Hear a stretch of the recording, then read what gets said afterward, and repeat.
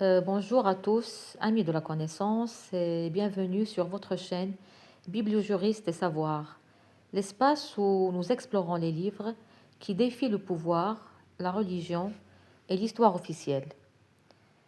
Aujourd'hui, nous plongeons dans l'un des mystères les plus sombres du XXe siècle, une histoire où se croisent la foi, l'argent et le crime. Et avant d'entrer dans le cœur de cette enquête, n'oubliez pas de vous abonner à la chaîne, de laisser un like pour soutenir ce travail et d'activer la cloche pour ne rien manquer des prochaines analyses.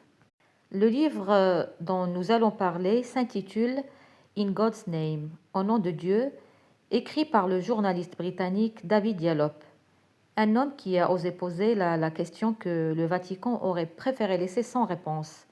Qui a vraiment tué le pape Jean-Paul Ier? Un pape resté seulement 33 jours sur le trône de Saint-Pierre avant d'être retrouvé mort dans son lit sans autopsie.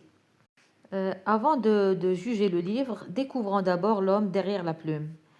David Diallo était un journaliste d'investigation britannique, connu pour son courage et sa détermination à dévoiler les vérités cachées.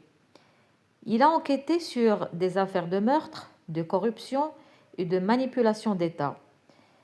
Parmi ses œuvres célèbres, To the Ends of the Earth, sur les réseaux criminels internationaux, et Beyond Reasonable Doubt, sur une erreur judiciaire en Nouvelle-Zélande, et bien sûr In God's Name, le livre qui fait trembler le Vatican. Yallop affirmait dans son livre « Je n'écris pas contre l'Église, mais contre ceux qui la trahissent au nom de Dieu ». Ces enquêtes lui ont valu des menaces, et ce livre a été qualifié par certains cardinaux de travail du diable. Passons à la nuit du drame. Le 28 septembre 1978, au cœur du Vatican, le pape Jean-Paul Ier, surnommé le pape du sourire, est retrouvé mort dans son lit, un livre dans les mains. La version officielle parle d'une crise cardiaque, mais aucune autopsie n'a été réalisée, et le corps fait embaumer dans la précipitation. Et Yallop, intrigué, commence une enquête qui va l'emmener au cœur des secrets les plus sombres du Saint-Siège. Si le pape est mort, naturellement, pourquoi tant de mensonges, écrit-il.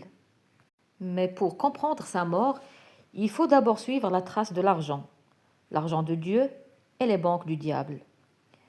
Le Vatican possède sa propre banque, l'IOR, connue aussi sous le nom de Banque du Vatican.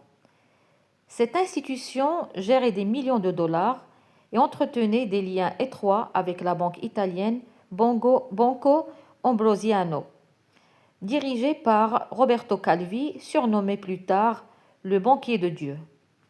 Selon Yallop, le pape Jean-Paul Ier avait découvert que l'argent de la Banque du Vatican servait à financer des mouvements politiques et même des opérations illégales en Amérique latine.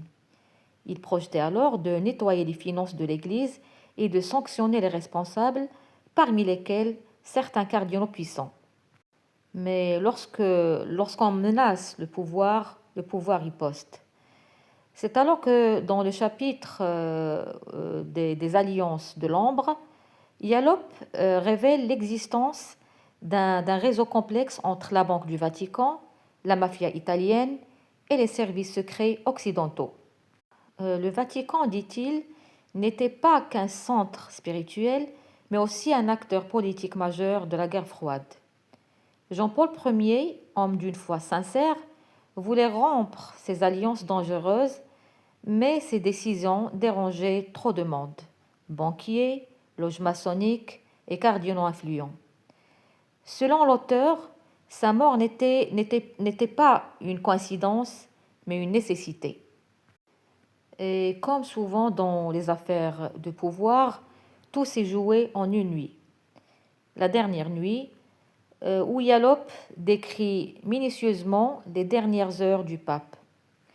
Le soir du 28 septembre, il aurait eu une conversation agitée avec son secrétaire. Il possédait sur son bureau une liste de noms des prélats et hommes d'affaires liés à la corruption. Le lendemain matin, on le retrouve sans vie. La religieuse qui découvre le corps changea 3 fois de version officielle. Les papiers sur le bureau disparurent et le Vatican publia une déclaration confuse, pleine de contradictions. Et Allop écrit: On ne ment pas autant pour une mort naturelle. Mais les morts parlent, surtout quand la vérité dérange les vivants. Puis dans le chapitre Les coupables possibles, l'auteur ne désigne pas un seul assassin, mais un système de silence et de connivence. Il cite des noms: Paul Marcinkus, directeur de la Banque du Vatican; Roberto Calvi, retrouvé pendu sous un pont à Londres en 1982, et d'autres membres de la loge maçonnique italienne P2 impliqués dans des scandales politiques et financiers. Pour Yalop, ces hommes formaient une alliance occulte, prête à tout pour protéger le pouvoir de l'Église et ses secrets bancaires. Mais le plus effrayant, c'est ce que cette affaire révèle sur la nature du pouvoir religieux. Et dans le chapitre Entre sainteté et corruption, Yalop aborde une vérité douloureuse. L'Église catholique n'est pas seulement un lieu de foi, mais aussi un empire politique et financier. Il ne cherche pas à détruire la foi, mais à rappeler que la lumière du Christ ne peut briller dans un temple bâti sur l'or et le mensonge. Il écrit: Quand la religion se marie avec la politique, Dieu devient une victime. Ce chapitre alors replace la mort du pape dans un contexte plus large, celui d'une Église qui, au lieu de confesser la vérité, la cache sous des dogmes. Et bien sûr, un livre comme celui-ci ne pouvait échapper à la controverse. Dès sa sortie en 1984, le livre provoque un scandale mondial. Le Vatican le qualifie de fiction, mais plusieurs journalistes confirment ensuite certains éléments de son enquête. En 1982, la mort suspecte de Roberto Calvi et la faillite du Banco Ambrosiano renforcent la thèse de Yalop. Certains chercheurs saluent son courage, d'autres le traitent de complotiste. Mais comme le dit un critique britannique, même si Yalop n'a pas toute la vérité, il a osé poser les bonnes questions. Et aujourd'hui, plus de 40 ans après, ces questions restent toujours sans réponse. In God's Name, au nom de Dieu, n'est pas un livre contre la foi, mais un cri contre l'hypocrisie. C'est un rappel que la vérité divine ne peut être enfermée dans les murs du pouvoir. Yalop conclut son livre par ces mots inoubliables: Dieu n'a pas besoin de défense, mais la vérité, elle, a besoin de témoins. Le livre a été traduit en plusieurs langues, dont le français sous le titre Au nom de Dieu, et demeure encore aujourd'hui interdit dans certaines bibliothèques religieuses. Et vous, chers amis, croyez-vous que le pape Jean-Paul Ier est mort naturellement ou qu'il a été victime d'un complot silencieux? Dites-le nous dans les commentaires et n'oubliez pas de vous abonner à Bibliojuriste et Savoir pour d'autres enquêtes littéraires sur le pouvoir, la foi et la vérité cachée.